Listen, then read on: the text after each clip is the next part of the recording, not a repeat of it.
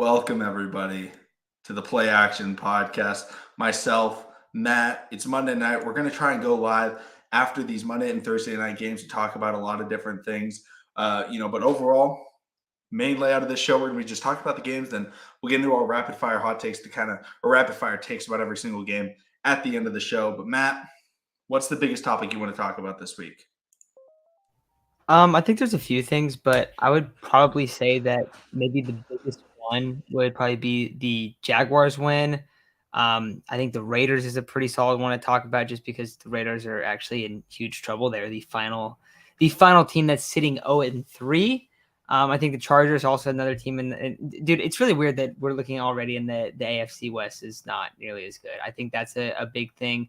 But overall, first thing I would like to talk about probably that Bills Dolphins game, just because there was a lot of stuff going on in that one. I think if we look at it, I think you can have a takeaway. Okay, like maybe your takeaway is the Dolphins are super legit. But my takeaway is probably more on the Bills side. The Bills are extremely injured. If you look at the team that they rolled out, they were really bad. And I just kind of makes me watch the game and I'm thinking, okay, yeah, the Bills are as good as advertised because you're rocking out half your team that hasn't started that are backups and third stringers and whatnot. And you were still able to compete against the Dolphins because I also have faith in the Dolphins. And I think the Dolphins winning that game is definitely a huge win for them. I'm not trying to like take anything away from it really, but I just think it kind of goes to show that both of these teams are kind of, at least in my opinion, what I was expecting heading into the year. So I think it's kind of impressive from both sides. I think you very rarely watch a game and go, oh wow, those were two really good games, like teams on the field in this one. Like I feel like you don't really think that. It's usually like, oh, this team was a lot better. This team lost because they made these mistakes, and you kind of ignore the mistakes that the winning team had. I think that happens very often. But in this one, I feel like I left and I was like, yeah, the Dolphins are ripping off a big win. They're gonna be 3-0. They're probably right now you're looking pretty comfortable with them potentially making the playoffs in the AFC. And I think that the Bills kind of proved how deep they really are. Yeah, this is a matchup where I think a lot of people were like, "Here's the problem with the Bills. Bills are a great team, no problem with the Bills. Probably the best roster in the NFL." But people were looking at this team, and I can't remember who I saw say this, but they were like, "This team gets hyped up like the '07 Patriots." Like that was the level of hype that this team is getting, and it's like, okay, I love Josh Allen, I love this roster, great team, but they are being compared to an already three-time Super Bowl champion winning roster that added the best receiver in the NFL and the best receiver of that entire generation. And so it was like, oh my gosh, this team. People looked at the Bills and it was like, they're unbeatable. And it's like, okay, I think they're the best team in the NFL, but they're not unbeatable. They showed that they can be beaten, and we saw. Even it's rare, but Josh Allen sometimes goes into those.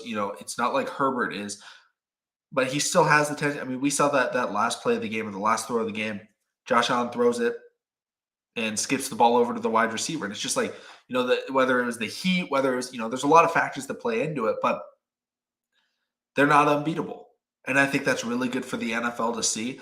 And I think the Miami Dolphins they played a great game. I have no problems with them, but I think it just showed like, hey, the AFC is extremely talented. And to just look at it, because I feel like a lot of people are just like, Bills are locked to come out of the AFC.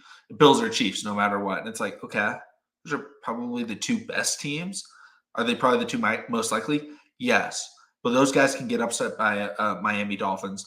We saw the Chiefs get upset by the Bengals last year. Teams like that where it's like, hey, they have an offense and they have defensive playmaker. The Ravens, I think, fall into that mix.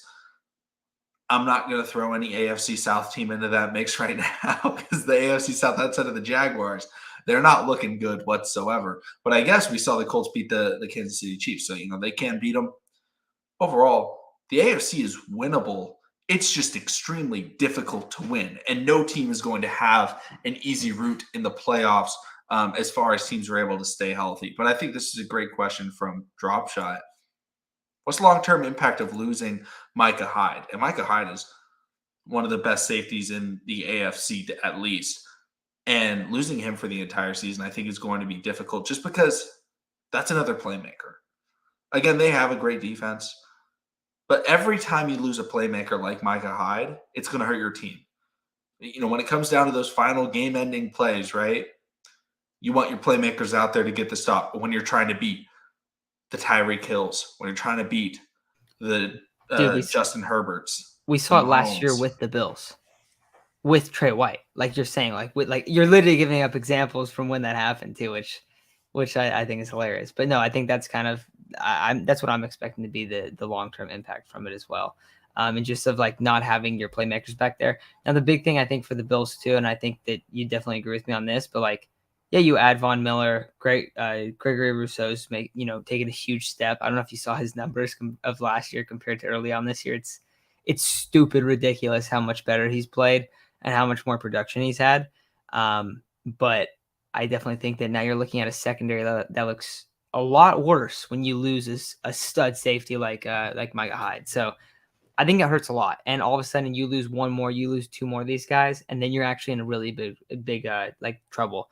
But I do think that one's interesting. So I do want to ask though, Makana, in terms of like overreaction, because I know that we said we were going to talk a little bit about overreactions. I think for this one, my overreaction, I guess, would be like, let's calm down on the Dolphins' overall win, just because like let's not act like they beat the Bills healthy. Like that's my first thought.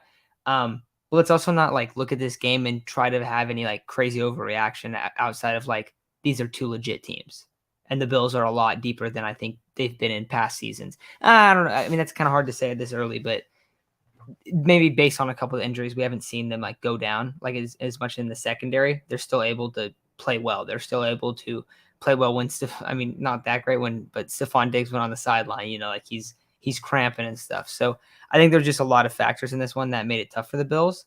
But yeah, I know. I think it's kind of I don't want to say, I guess it's a stock up for both teams. That's what my overreaction is, but let's not go crazy about it either way, as in, oh, the Bills are overrated, or oh, the Dolphins are like the number one team in the AFC. Like that's not going to be the case. Yeah. Yeah, I think I'm kind of in the same boat. I'm just kind of in like hey, let's not overreact to this.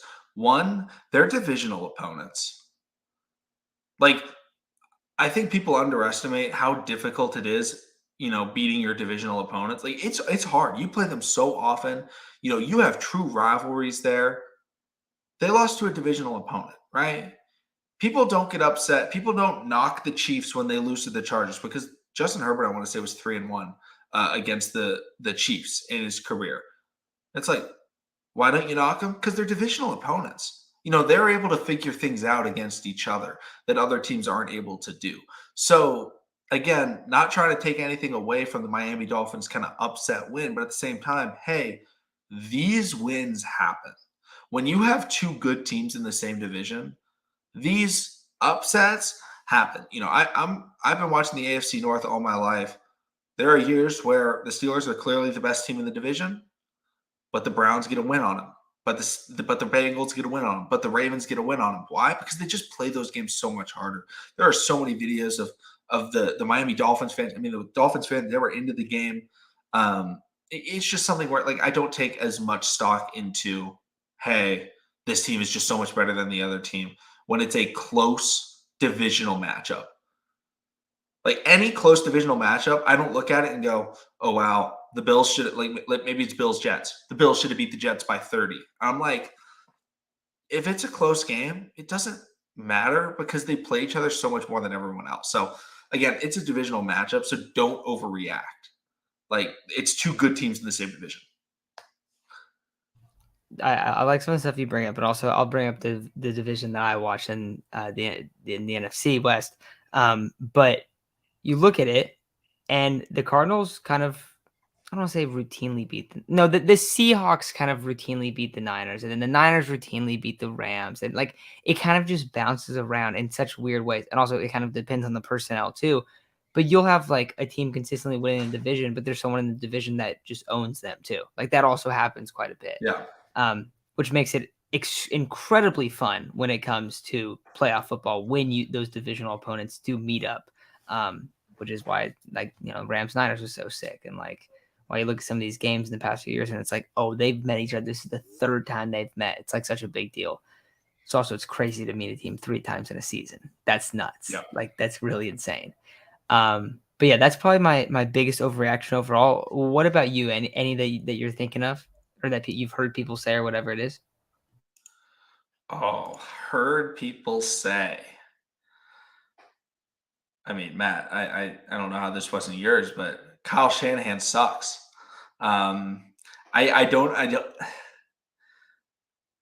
How do you watch that game and be like, man, Kyle Shanahan just can't get it done? Like, I legitimately can't fathom the fact that people look at that game and they're like, man, the head coach was the reason Jimmy Garoppolo is dick. Like that is Jimmy Garoppolo in that game, and then people are just like, man, I just don't like. I see people like Kyle Shanahan gets talked about. Okay, John Harbaugh is like heavily praised, and it's like John Harbaugh is one of the best coaches in the league. I'm like, bro, John Harbaugh doesn't do shit. John Harbaugh goes out there and he's like, all right, fellas, let's get this done. Greg Roman, you're one of the best in the game. He said that this week. He was like, I really think Greg Roman is one of the best in the NFL at maximizing personnel and getting the best out of each and every matchup. And I'm like, dude, John Harbaugh, what are you watching? And then Kyle Shanahan is like, yeah, if you can't run my system, you're not good enough to play in the NFL. I'm not going to dummy down my offense. And then Jimmy Garoppolo goes, okay, I'll come back. I'll sign for $6 million. Then it's like, oh, Debo Samuel wide open down the sideline. Didn't look that way. Incomplete. And you're like, what? Oh, but it's Kyle's fault for getting guys open and then Jimmy just not being able to get them there. Dude, it's crazy, man. Like, and I like that you bring it first too, being the non-Niners fan, because of course, like, I don't know, I feel like you have an unbiased opinion either way, right? There's guys that I like, there's players I like, whatever the case is. So that's always going to be part of it.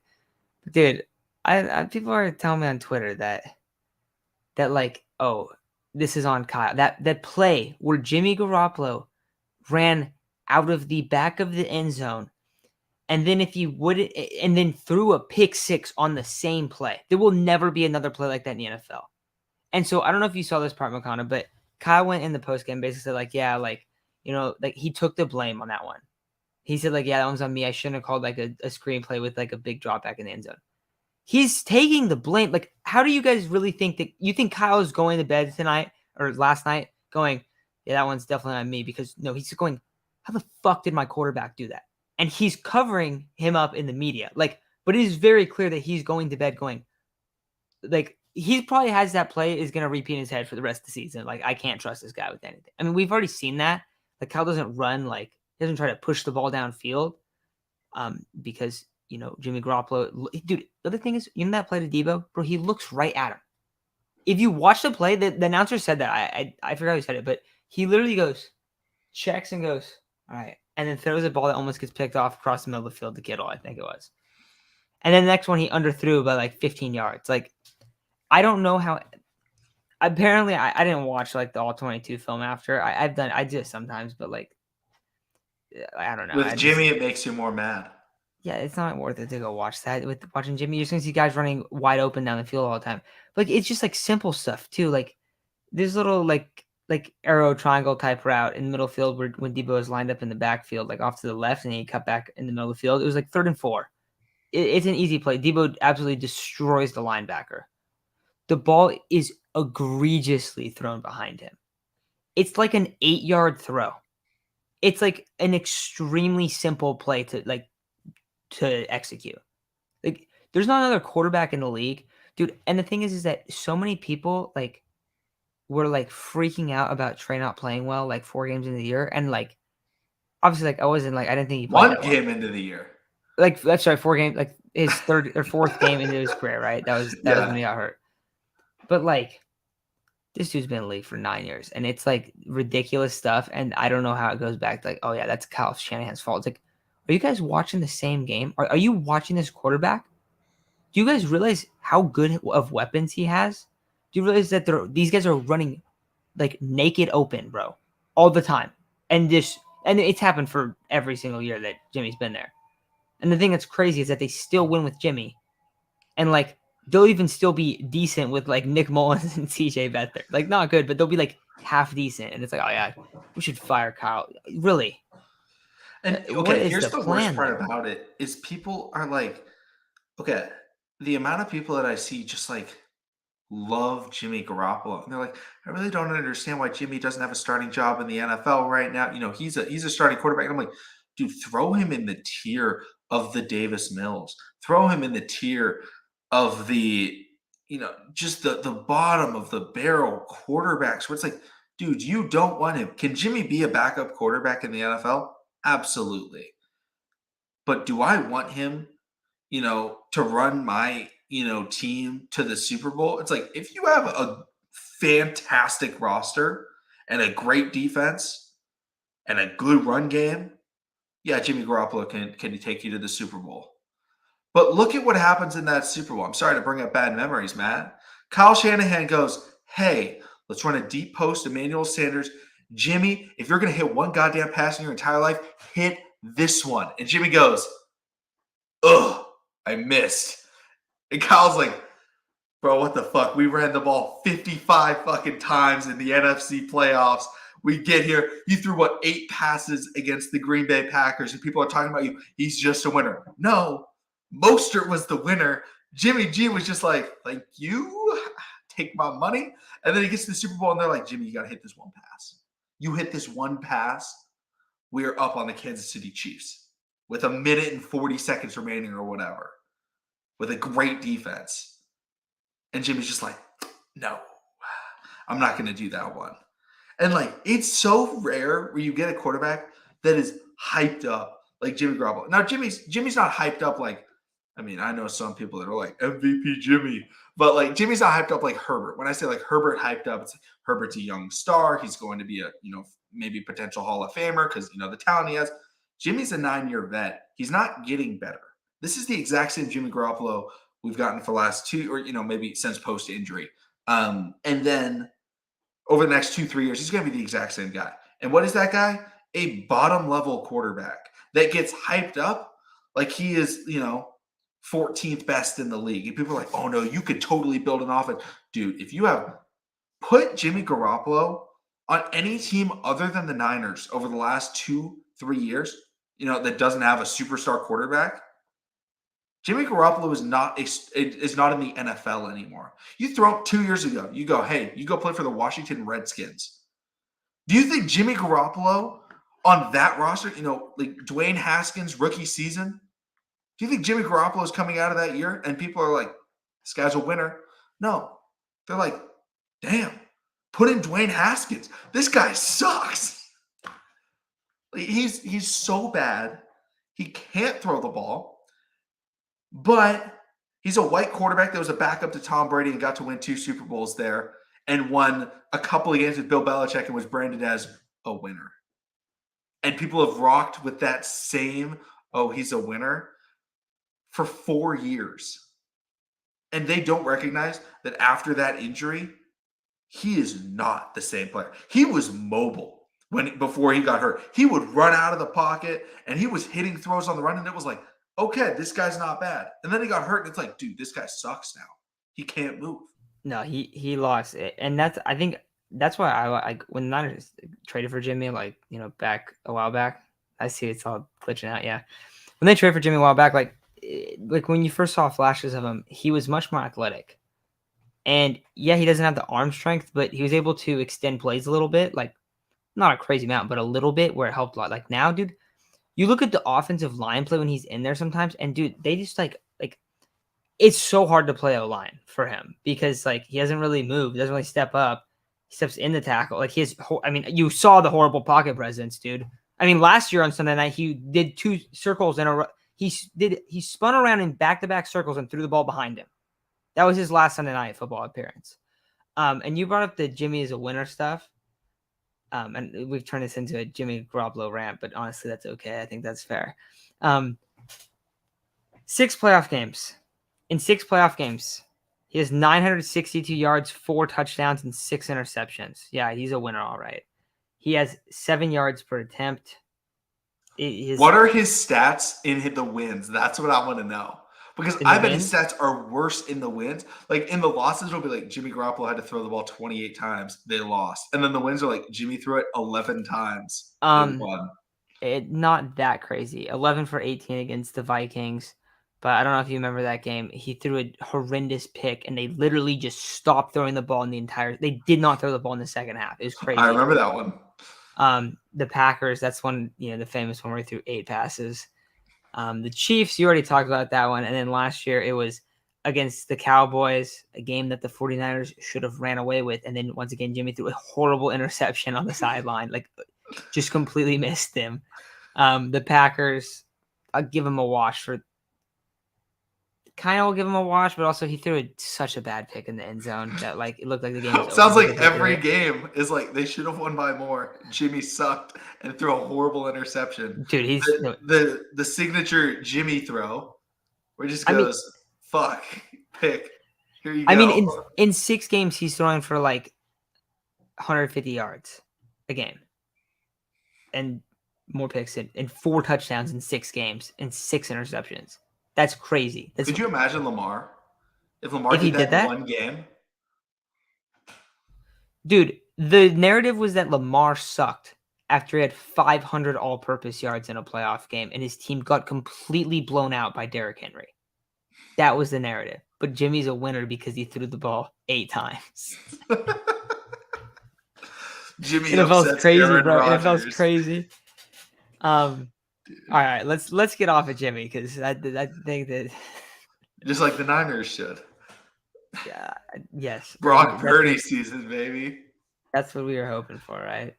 I'm trying to think of some other stuff. Oh, Jags Chargers. Okay, what do you think about the Chargers, bro? Because I think, dude, they're like one of those teams right now. Like, and honestly, okay, let's talk about both the Chargers and the Raiders because both these games are really interesting. But the Chargers and the Raiders, right?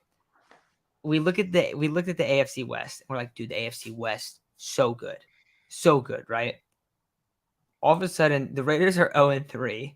They're in disaster mode. You don't make the playoffs if you start 0-3. It is so rare. And they're in the toughest division in football.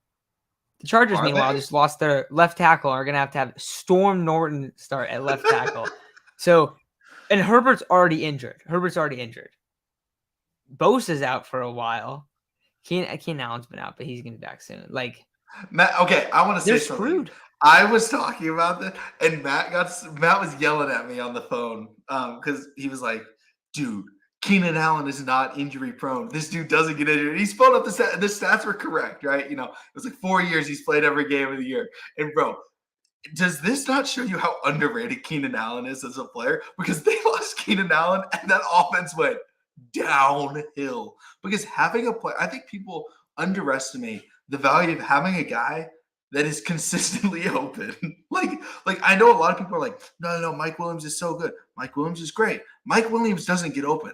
Mike Williams, you just yeet the ball to him and he'll catch it, but he's not consistently open. Keenan Allen is just, oh, yes, I'm open 10 yards downfield. Hit me every time because he's one of the best route runners in the NFL. But Matt, we have said this about the Chargers. We have said this about Herbert. The problem is inconsistency. When they're playing at their best, when they play up against the Chiefs and you see these big games, everyone looks at them and they're like, this is the best team in the NFL. This roster is unbelievable. They're so good. And then you play them in a game where Herbert's not on, which it's not like some quarterbacks where it's like, once a year. Like once a year we see Aaron Rodgers have a bad game and it's like, oh, this is that Rodgers game because he goes up against a really good defense. Obviously has no wide receiver help. And it's like, okay, he was bad that game. But 16 out of 17 games, Rodgers is great. Herbert is like 12 out of 17 games. He's fantastic. So I think there's one thing that is a lot of the reason for that. I think the Chargers coaching is unbelievable. Oh, that's terrible. True. Like, hey, my rapid fire hot take is going to be the same thing for every Chargers game until it happens. Dude, it's like Lombardi too, though. Lombardi sucks too. God, dude, Lombardi's so bad. Okay, here's the problem. It's like they have Austin Eckler, and they're like, nah. Do we have Austin? It's like they play against Austin Eckler in fantasy this year, like every week. Joe Lombardi is like, you know who I got? I got Sony Michel. That's my fantasy stud. He's playing FanDuel and he's playing Sony Michel every time. It's like, dude, Austin Eckler is a player that you want to get the ball to in space. Throw screen passes, throw it to him out of the backfield. But I think without Keenan Allen, though, teams are like, oh, who's the get open guy for the Chargers? It's Austin Eckler. And so it just becomes, oh, and they also just lost Guyton, right? For the year, which that also sucks. But this Chargers roster is extremely top heavy. And it seems like every year the Chargers seem to be good. It's like they get injured. And it's like they've had some bad injury years. I don't want to knock them for that. They've had some years where it's like, dude, every single person on this team. But it's like, okay, every year it's like Chargers one guy gets hurt, and then it's like the season's over because they're always so ridiculously top heavy with no depth at any position where they go, oh no, now we don't have anybody. And they should know Bosa misses time. Bosa misses a ton of time. Whether he's sitting out or he's injured, he misses a ton of time. They need depth there. Derwin James misses a ton of time. They need to figure something out where they can get themselves depth. They drafted running backs for Austin Eckler. The wide receiver depth is fine, but it's just like, okay, this roster's not very deep. They have some great studs, but they're inconsistent. And that's the problem. That's why, I'm just saying my divisional pick to win that division. They're tied for the lead. Have they looked god awful in those games? Absolutely. But are they riding? Yes, sir. You asked Matt, about you ever what? watched Russell Wilson? You ever watch Russell Wilson? Russell Wilson does not win pretty. He never does. No, Russell Wilson is the don't bet on Russell Wilson's team if they're favored by over 3 points. Like always bet the other team to cover because they'll win by 1. Yeah, that happens a lot. Trying to think. Do you want to get into some rapid fire hot takes? Because also, you brought up like the roster and stuff. Yeah, Tom Telesco. That's who you have to point the finger at. Because for some reason, bro, this offseason, everyone's telling me that Tom Telesco is so good. I keep seeing this. Tom Telesco is so good. Bro, he sucks. He doesn't know how to build a roster. He has no depth. Defensively, there's always massive holes with his teams. They also can't hire a good coach. They also can't draft. Huh? They also can't can't draft. No. Like they hit a couple big time picks. They hit Slater, they hit Herbert. But they've missed on so much. I mean, I guess the only reason he really has a job anymore is because he drafted Herbert. But he can't build anything around him. The problem with a lot of these general managers, they're not going to get hate. Why? Because they throw the fan confetti in the air. A lot of Ravens fans hate on Eric DeCosta. They hate him. I don't understand why. I think Eric DeCosta is fantastic. He builds very, very good teams. I saw Matt's face and I was like, a lot of Ravens fans. That doesn't make any sense. No, why? Because they're like, he did not sign a player like Khalil Mack this offseason. He did not sign Kenny Galladay. People were pissing at him. They were like, he is terrible. He didn't sign Kenny Galladay. That worked out pretty decent, huh? And it worked out great. And it's like, oh, what did he do instead? He brought in 6 depth pieces at positions that are needed because – and then he goes out and he drafts, and people are like, man, they're not drafting well. I'm like, because they draft like guys like Justice Hill. They're like, man, he drafted Justice Hill. I'm like, you mean a 4th round, the best special teams player you have on your team that you've had in the last 10 years? You're mad about that because he's not rushing for 2,000 yards? You don't have to draft guys that are going to do that. Draft guys that'll get on the roster and make an impact. That's all you need. I think the idea of how a roster in the NFL is constructed is so like misconstrued. Of like people think that like people don't like value depth at all. It's crazy. Like I don't know. Like I'm gonna pull up the Chargers' recent draft picks. The other thing is like a lot of teams too. Like they'll give their management and like their GMs and stuff credit, but the problem is like the team will like not make the playoffs. Where like the Ravens, for instance, consistently make the playoffs, and they're consistently all right. Like they'll have some holes, but they make the playoffs every single year. What were you gonna say? Look in the Chargers draft, dude. It's so bad. It's so bad, and it's like they hit on picks. Justin Herbert, good pick or great pick, right? Slater, great pick. I like this Asante Samuel pick. Yeah. After Asante Samuel, their 3rd round pick, they go wide receiver. They go Josh Palmer. Oh, that was right before Amon St. Brown too. I don't know if you know that. Yep. Then they go Trey McKitty. Trey McKitty playing for them? Nope. Chris Rumpf, Brendan James, Brendan James may be playing for them now because they got no depth at offensive line. They have Larry Roundtree as a running back. So there's the Justin Herbert draft. They go Justin Herbert, great pick. Then they go Kenneth Murray. Kenneth Murray sucks so far in his NFL career. Isn't he just always been hurt? He's always hurt. And he's hurt again, right? He's not a very good linebacker either. They go Joshua Kelly, who's like a bottom end backup running back. I mean, he's not special. Kelly's terrible. Joe Reed at wide receiver. I'm not even going to talk about the later. They drafted KJ Hill. Their draft picks are horrible. It's like, oh, but they got Derwin James in 2018, and they got the easiest dude. See, some of those draft picks were like a guy just like falls to you like that. It's like the gimmies. You have to pick them, yeah. Like if you ever give, and also like the guy's super early too. Like, oh, they got Nick Bosa. Oh, okay. Here's the best one. 2016, Joey Bosa and Hunter Henry back-to-back picks. They did good there. But that's the first and second round. No, but that's exactly. Joey Bosa was about as obvious as it gets. Yeah. And it's like every other pick is poor. Now, I got to give a shout-out to 7th-round pick Isaac Rochelle because goated. But other than that. Okay, so you were bringing up how they kind of built their roster. I want to talk about the Raiders too, and it's funny because the Raiders and the Chargers did the same thing this offseason. They went and they made big splash moves, and they don't really have depth. The Raiders, but Max Crosby is the best pass rusher. Bro, they also signed Chandler Jones. Like that's a good duo too. Yeah, but their secondary, like they're just not good defensively still, and they get Devontae Adams.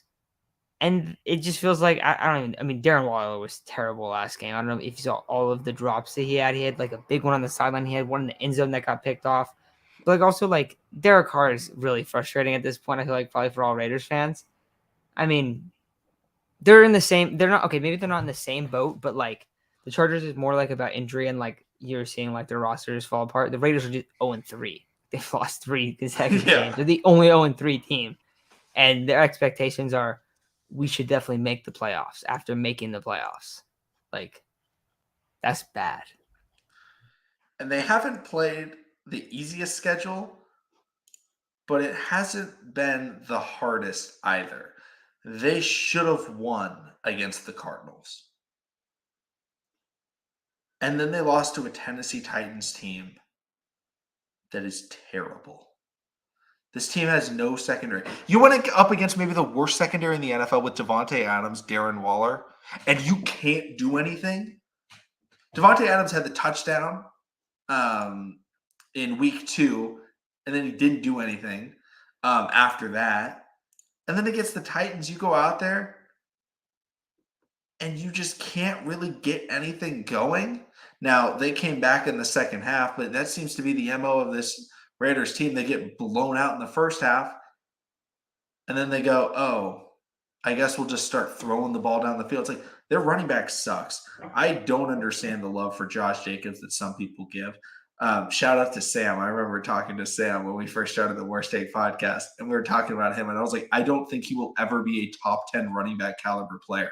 He was like, no, this dude's special. This dude's going to get there. And I was like, dude, no, this dude's trash. I'm like, okay, he can be part of a committee as the number 2, but I don't see him. Like the worst part about him is he's supposed to be like this short yardage running back, like traditional power guy. He sucks in short yardage situations. And you're like, why are you on this roster? It's just so bad. He's not explosive at all, really. Like compared to other running backs. I mean, yeah. I don't know. Yeah. But no, this is a team I just, it's hard to have faith when you start 0-3. They haven't really they haven't been like horrible losses. Like they haven't got blown out. They've been in every game, but they just haven't gotten the job done playing against not very good teams, and they've lost ugly the last 2 weeks. I mean, they lost the Cardinals where Hunter Renfrow had like, oh, you fumble 6 for the L, like after you allowed like it was like 20-0 or something like in the third quarter. Like, dude, come on. And then last week, I mean, you brought up the secondary. I don't think people realize how bad the Titans secondary is. And like they have Fired. I think Fired's still healthy. I think Yeah, he might have Fire's got there, banged still up against the healthy. Bills, but I think he was. I'm pretty sure I saw him on the field when I watched this game. But their corners suck.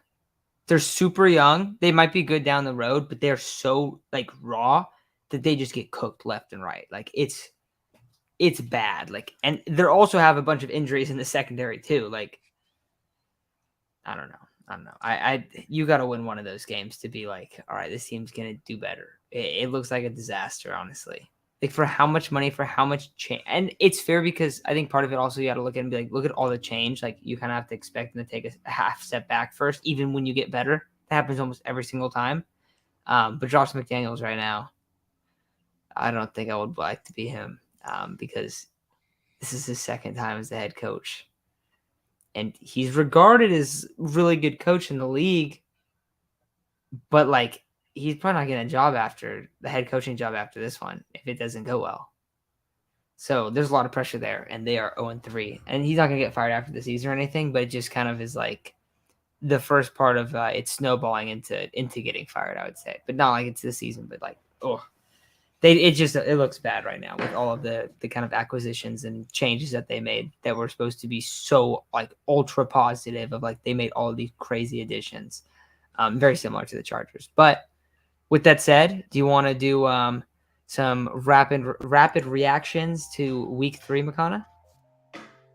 Let's do it. I'm going to go through each of these games. Um, Did you you hear the music? I played music. I don't know if you heard it. my You miss. I gotta make it louder for the people. Let's get into rapid fire hot takes. Oh, you can hear it. Now you can hear it. See? Okay, you ready? I'm going to go Yeah. game by game. You go first, and then I'll come, and then we'll go back to Yep. me. Steelers Browns. Bleh. I was going to say the Browns run game can probably take them to the playoffs. That's fair. Bills Dolphins. I mean, that's just a classic division matchup between two really good teams.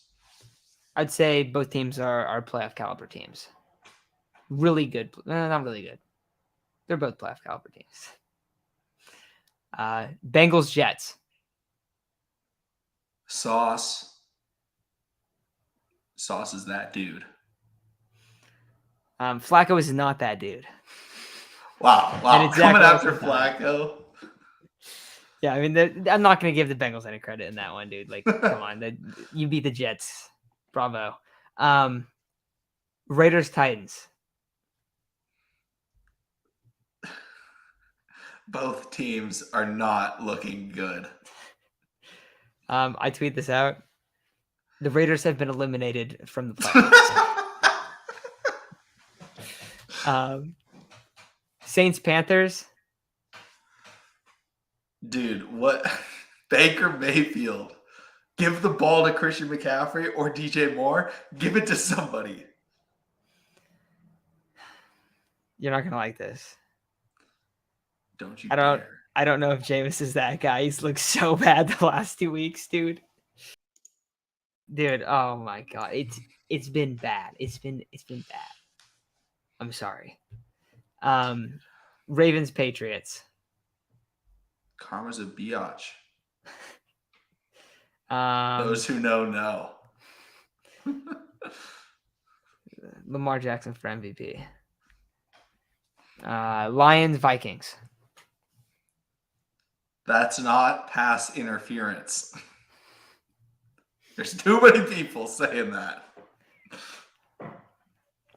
I honestly have like no takeaways from this game. I guess the Lions are like all right, but they're not gonna be good enough. Like I don't really know what to think about this game. Like the Vikings should have won, and I expected the Lions to kind of keep it close. Like this is exactly what I thought this game was gonna be. Eagles Commanders. I mean, what did we say about the Eagles last week? This team's going to win the NFC. I was gonna say that this is the team that's gonna be the number 1 seed in the NFC. They're not gonna win the NFC in terms Yeah, of the yeah. I mean playoffs. regular season. Yeah. Yeah, they're gonna be the number 1 seed in the NFC at the end of the regular season. Chiefs Colts. Andy Reid still has no idea how to beat the Colts. Also, Eric Bieniemy and Andy Reid. Why would you call a fake field goal attempt on 4th and 10 in a 4-point game at the end of the game? They go fake field goal. I understand the kicker missed an extra point, but if you're gonna not trust your kicker, just line up Mahomes. He's got a better chance than saying Noah Gray on a 2-yard flat route on 4th and 10 with a punter throwing to him. That was more than one sentence, but sorry. That's okay. I was gonna say the Colts potentially save their season. Like, I'm not too worried about it for the Chiefs, but the Colts, if the Colts lose this game, like, they're gonna be in such a bad spot. Like, they can still hang in the AFC South. So I think this is massive for them. Not a big deal at all for the Chiefs. You're gonna like this game. Texans Bears.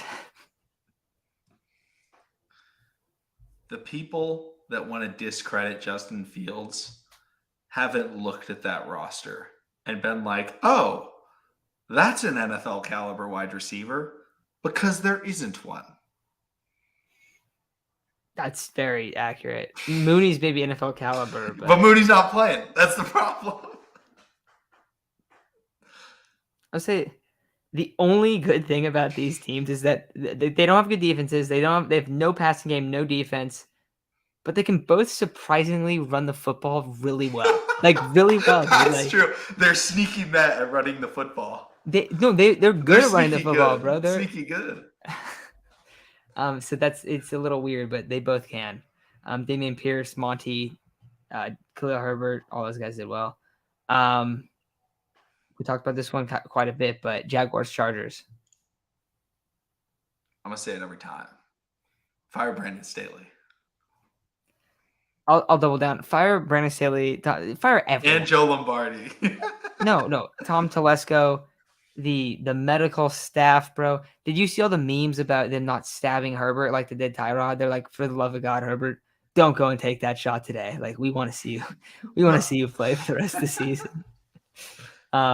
Yeah. Also, we both talked about the Chargers, but I do want to add, Jaguars are looking really, really good. Like, it is. To the guy that commented on us talking about Trevor Lawrence saying, I watched this for a laugh. You still laughing? I don't understand the Trevor Lawrence. It makes no sense. He's the clear quarterback one in the class. Oh, there's another one. Look at that. Where was I? Okay. Rams Cardinals. It's double XP weekend. I think. I don't even know. I just expect that with every Cardinals loss. So we just talked about it with the Chargers. Cliff Kingsbury is a complete joke, and I don't know if you saw this, but Sean McVay was like, "Yeah, like I think he said after the game, I think they caught him like mouthing it, but he's like, yeah, Cliff doesn't have shit on me or something like that." Basically, like, everyone knows that Cliff sucks, except for some reason the Cardinals ownership and some Cardinals a lot fans, of fans, a lot of NFL really fans think he's good. Cliff is good. I don't think they watch the Cardinals. Dude, it's the same game every time. Oh, look, the Cardinals are down 20-0. And then what happens? Purely off of off-scripted plays, Kyler Murray either makes it close or he comes back and wins the game off of, like, only off-scripted plays in the second half. And, like, that's insane that people think he's good. That's nuts. Packers Bucks. Give these old men some help. These old men on the opposite side of the ball, they got good defenses. The Bucks offense is terrible. Like, I know they're super banged up, but without any receivers and without the offensive line, it looks brutal right now. The Packers are gonna make the playoffs and do what they do every single year. And Brady is still choosing football over his wife. That's what shows you a lot. That's true. Falcons Seahawks. I loved both sides of this. I love to see the Seahawks suck, and I love to see Marcus Mariota look like a complete idiot. It's a wombo combo. Marcus Mariota is so bad. And I know they're putting up points. That's because they have Drake London and Kyle Pitts. That's insane. That's insane. I get that they're young and stuff and they're unproven in terms of the NFL. They're playing extremely well. Mariota, I have no idea how he can look this bad this far into the season. As like a former second overall pick, like all the hype that Mariota had, Mariota is awful. Like it's time to bench him. You're getting nothing out of starting him right now. Start Ritter. It's is a waste of time to throw Mariota out there. Wow, that's saying a lot. Because Matt, you are not on the Ritter train, and I seeing don't how think bad he Ritter's is. good. Oh, But I know. what are you gaining by throwing out Mariota? Mariota looks, dude. Every play he just starts spinning around like he gets lost. He looks completely lost. He's awful. The reason why like a lot of this stuff's been going more to London than Pitts. I know Pitts got some stuff this weekend, but it's because he just rolls out and then throws one crazy pass on the sideline, and London comes up with it sometimes, bro. He's bad. Their offense would be so good if they had average quarterback play. I don't think people realize that. Their defense is horrible, though. But all right, a couple more. Niners, Broncos. That's right. I think the Niners might have the best defense in the NFL, and they're literally getting pulled down by the anchor of Jimmy Garoppolo, and it is absolutely killing me inside. Their defense is insane, bro. And Jimmy is literally worst play. One of the worst plays I've ever seen in my entire life. Like we all watched it. That says enough. Also, fire Hackett. Too early. But he doesn't look good. Cowboys, Giants.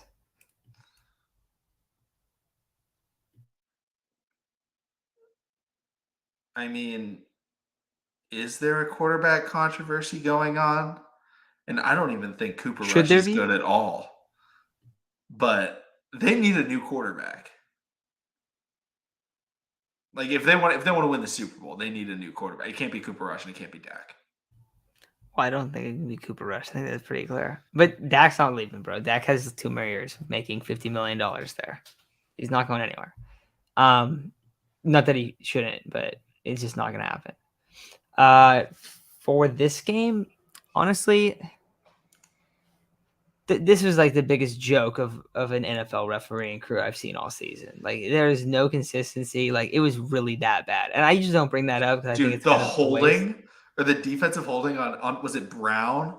That was the Cowboys on third down. They call the play. It was like 3rd and 1, and they call this bootleg to the left. And I think it's Brown. And he's trying to run up, and 2 Giants players are bear hugging him 5 yards down the field, and he can't move. And then Cooper Rush just throws it to nowhere.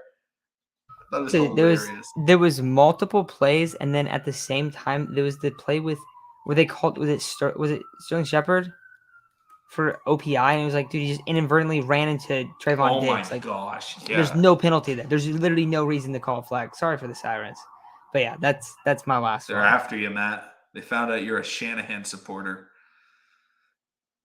Yeah, I think overall in the NFL season right now, I think there's a lot of overreactions going on. But the one thing I think everyone has to know for certain is that Simi Fehoko has better hands than CD Lamb because at least he can catch it when he's open. Thanks, everybody. We'll see all of you again next time.